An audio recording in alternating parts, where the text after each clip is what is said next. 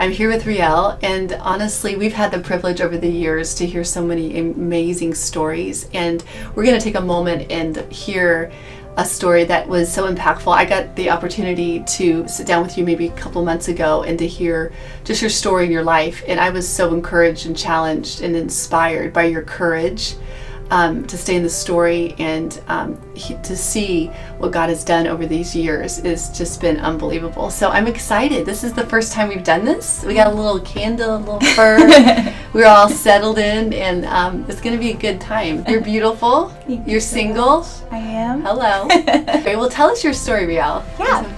I'm from South Sudan. I moved to America when I was 5 years old, but just a little before that, I grew up with 10 siblings. Wow. And grew up with 2 moms and a dad. Moved to America when I was 5 years old. My parents separated then, and I just remember it being really challenging and hard for my mom, just like different culture. Around middle school, I just started to remember a lot from my past.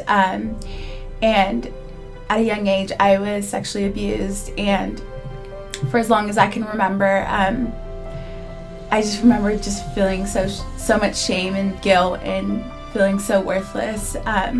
Just through like middle school and high school, just starting to deal with the facts of growing up fatherless and growing up being abused. I started doing drugs. I struggled with homosexuality. I was very promiscuous. Really just didn't know who I was. It wasn't until I was 16 years old and a friend invited me to a church camp where I encountered the love of Jesus, and his love changed my life forever. And I've never been the same since then. God truly just like restored everything that the enemy took away, and he like redeemed my life. And wow. Yeah. So talk a little bit more, if we can go back to 6th grade. Yeah. Because you had even mentioned to me earlier on in 6th grade, it was a tough, middle school's tough anyway. Yeah. We all know that. You faced some really challenging things. And maybe even at that point, you started really kind of remembering the pain of your past. Yeah. And then probably acting out in ways that were because of the pain. Yeah. So many people have experienced things like that, or even going through some things similar, and they're afraid to talk about it. Yeah. And the fact that you even brought that up is amazing to me. But would you maybe talk a little bit more of just that journey from 6th grade, and then I want you to talk about a little bit more what happened when you were 16 years old. I think with what you said, like, I was just so like confused and didn't know who I was, and I just thought like everyone was out to hurt me, and so I think that's why I did struggle with homosexuality, just finding love in a woman, and just because I was hurt by a guy. Yeah. I'm sorry, guys.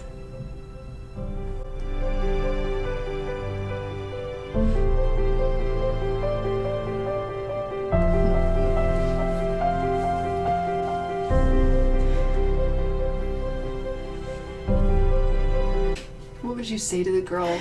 It was like you at 7th, 8th grade, who maybe found love in a man or a woman or in drugs, or what would you say to them?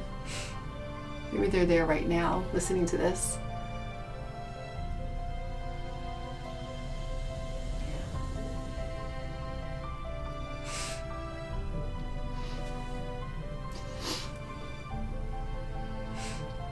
Say to turn to Jesus, because his love. When you were 16 years old, you just said a moment ago that at 16 someone invited you. It's amazing what one invitation will do to change someone's life. And someone invited you to a camp. And so tell us what happened. It was my first encounter with Jesus, and I decided to just give my life to him, and I never like experienced a love like that. Like, his love saved me. And it's just been a journey since then, like just so much like healing and God restored my life and he redeemed me, and he showed me like who I am and who he's called me to be, and that he's a father that would never leave me or abandon me. It's amazing. Not only does he love you, but he set you free. Yeah. He healed the pain. Yeah. And 16, you were a junior in high school probably. Yeah. And everything changed.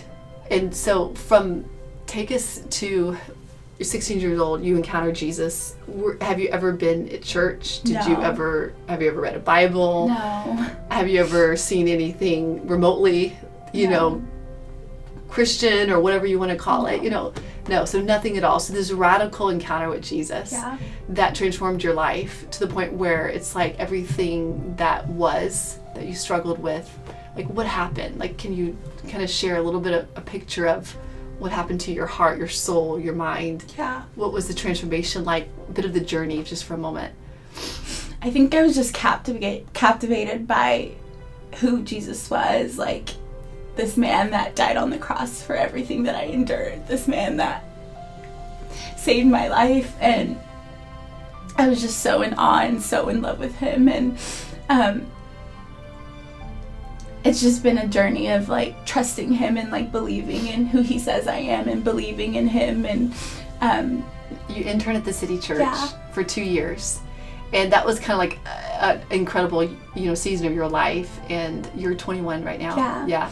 So can you just speak to that a little bit? So you went from life transformed at 16, and then what happened? Did you graduate high school? Yeah. Did you live in Seattle? Like, what was the kind of the next step for you? So right after high school, I'm originally from Arizona, so then I moved to Seattle for interns, and I did 2 years of the internship, and those 2 years were incredible. I think before I knew that I loved God, and I didn't realize how much he loved me, and those years were just realizing how much he loves me, and it's nothing because of anything that I've done or anything that I can do. It's like he loves me that much. And that's awesome. Yeah.